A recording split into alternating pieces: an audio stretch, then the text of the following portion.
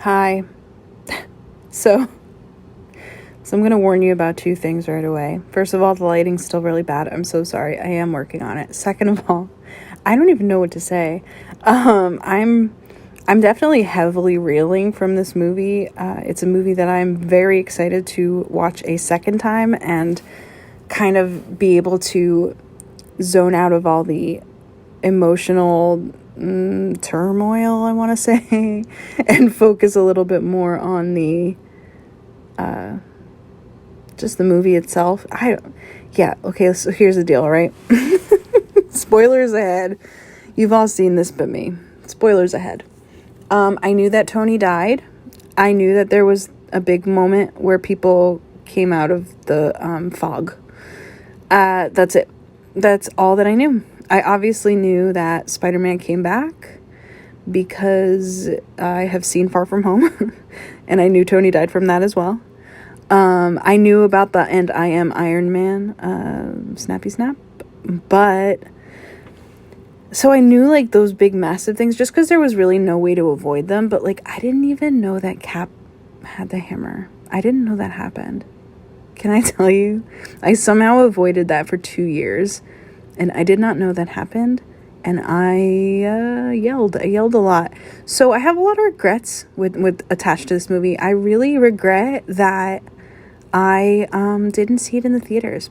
But the thing is, if I had seen it in the theaters at the place I was in Marvel when it came out, it would have meant nothing to me because I hadn't seen Infinity War. I hadn't seen any of the Iron Man or Captain America movies. I hadn't seen Civil War.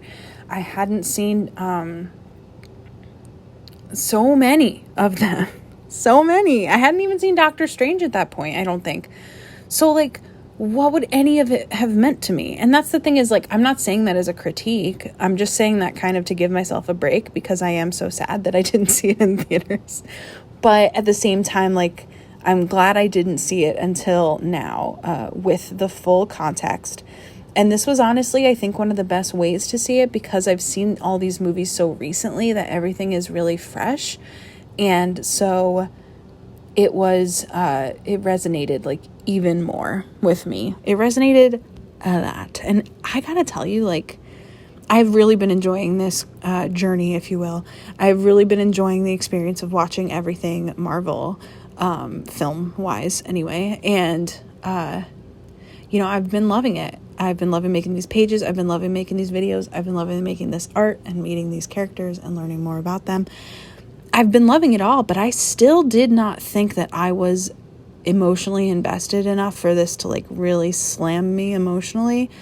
I like full body wept, wept. I wept in this movie, and I know a lot of you did too, but it's like, I didn't think that I would. And I did. Wow, I did. It's also crazy to see that moment at the final battle, the Avengers Assemble moment, if you will.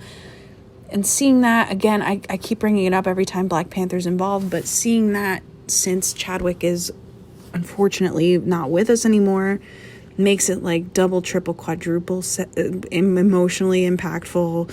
And like, oh my gosh, it was so much, y'all.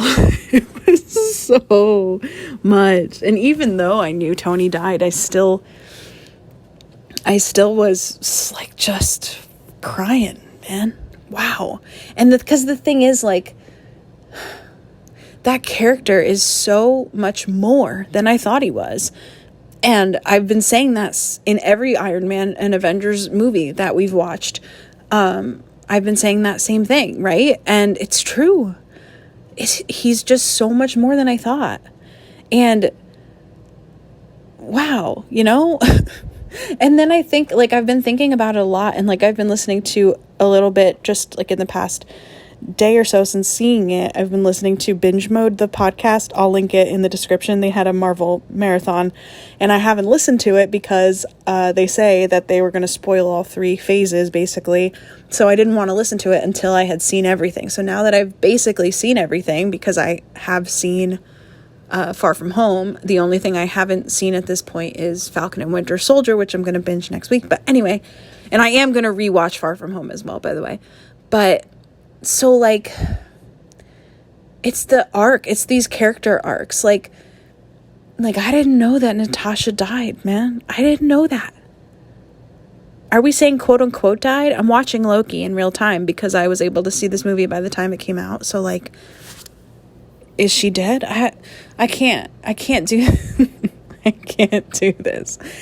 I hope that this is how all of you felt after you saw it in theaters, so that I'm not just like a bumbling idiot, but I feel like it probably is how a lot of you felt, like just super overwhelmed, and like especially because of the time travel element, because of revisiting multiple movies within the movie, because of the time heist, like I'm just reflecting on all of it now, and I'm like, you know, and like I can see like the criticism that the time heist is kind of like goofy or whatever, but like, or that it's not, it's so like, would people say it's unrealistic? Like, of course it's freaking unrealistic. They're using a small particle to travel through time and space. Like, nobody complained about it being unrealistic, did they?